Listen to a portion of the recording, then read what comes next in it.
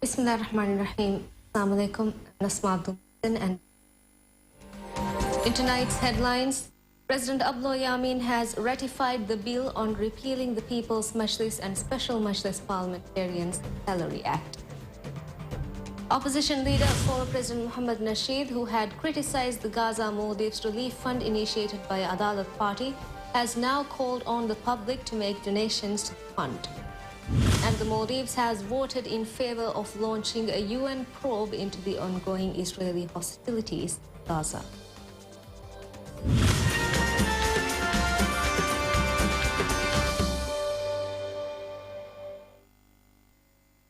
President Abdullah Yamin has ratified the bill on repealing the People's Majlis and Special Majlis Parliamentarian Salary Act passed by the Parliament on the 15th of this month. President's office says that with the ratification of the bill as per Article 92 of the Constitution, the Act has now been published in the Government Gazette. The bill was submitted to the Parliament on behalf of the government by Dandu MP Ahmad Assad. According to the government, the People's Majlis and Special Majlis Parliamentarian Salary Act, Act number 7/90, is no longer useful, as Article 102 of the Constitution states that salaries of MPs will be determined by the Parliament, as there is no special Parliament. Opposition leader, former President Mohammad Nasheed, who had criticized the Gaza Maldives Relief Fund initiated by Adalat Party, has now called on the public to make donations to the fund. Addressing a fundraising event in Marfan Ward last night, Nasheed said that we should always find out the conditions of Muslims in unfortunate situations and try to help them, and said that everyone should contribute whatever they can to the fund. Initially, he had questioned whether it would be wise to contribute to the fund, but here's what he said last night.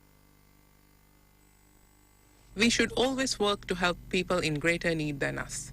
We should always take care of Muslims living in greater misery than us. We should always keep their plight in mind. Today, we are collecting funds to help the afflicted in Gaza. I urge you to donate to this fund as much as possible.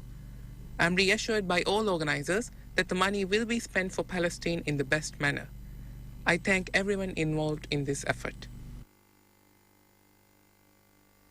The fund, opened on Thursday, has so far received over 1 million rupiah.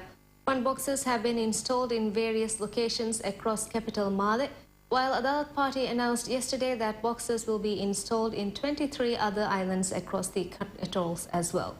Arrangements have also been made to make donations through BML and the Maldives Islamic Bank. The Maldives has voted in favor of launching a UN probe into the ongoing Israeli hostilities in Gaza.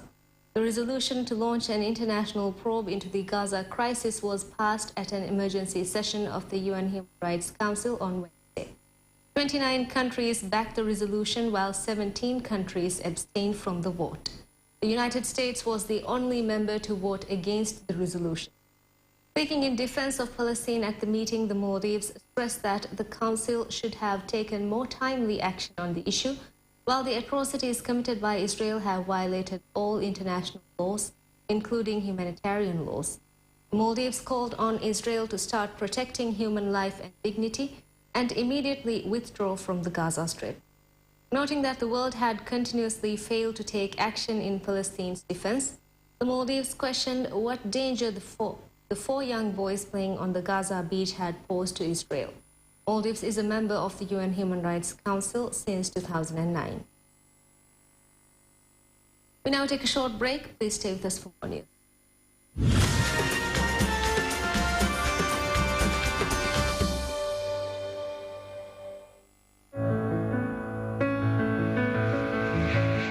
Maldivian and Roda Mahavara Hasage. Ailanote Rahmet Terenaiku India ge Trivandramannone Chennai. Decol ticket M7 kanuwa dihanuwa $. Ituru maulumat hodama tine fahen hataraka gulalava. Maldivian, flying made simple. Welcome back. In more news, Home Minister Omar Nasir says that the government plans to take policing to the doorsteps of the public. and that the government gives great importance to maintaining the reputation of Maldives Police Service. Addressing the annual Police Memorial Day function held last night, Home Minister Omar Nasir said that the government wants to further facilitate public access to police services. He said that policemen work day and night to guarantee a safe environment for all citizens, and that despite knowing that they may encounter risks at any time, they will not step back in fulfilling their duties. Minister Omar said that work is underway to rotate police officers between duties and islands in order to generate more productive results. At the ceremony, Police Commissioner Hussein Wahid said that a certain group of people are trying to influence the minds of policemen across different ranks, and that, however, policemen will not give in to these influences. The Police Commissioner urged politicians not to use police as a political weapon under any circumstances and not make police a subject for discussion at their coffee tables. Commissioner Hussein Wahid said that the police executive team is working to bring an end to all acts of terrorism and violence against policemen and their families. A Thai court sentences Maldivian man to imprisonment guilty of using counterfeit dollars and overstaying in Thailand despite expiration of his visa. According to Foreign Ministry, he was sentenced to 14 months in prison. Although Ministry did not reveal his identity or other details, sources say that he is a 44-year-old and is from Rayatol, Ungufar. He was arrested in March this year. Foreign Ministry says that the information has been shared with the man's family. Male City Council has handed over the parking space in front of Viligili Ferry Terminal to MTCC as per an agreement made earlier.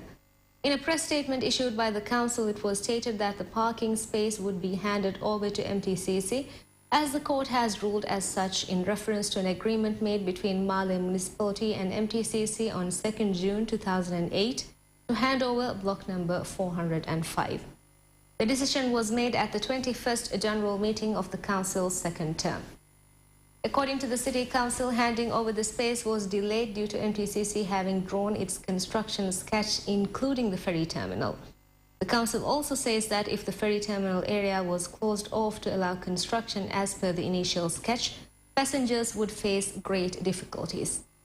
In the statement, the Council had expressed deep regret over potential difficulties users of the parking zone may have to face following the decision.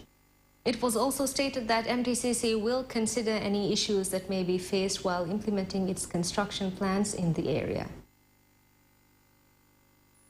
Kaf Guradu MP Ibrahim Riza, appointed to the Judicial Service Commission by the Parliament, has sworn in as a member of the Commission. President Abdullah Yamin presented the letter of appointment to Ibrahim Riza at a ceremony held at the President's office this morning.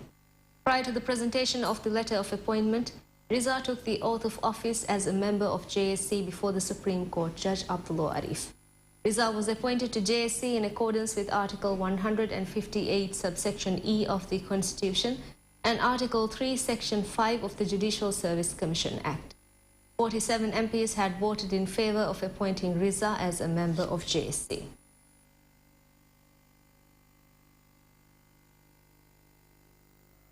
And that concludes tonight's evening news. Thank you for watching. Have a very good night.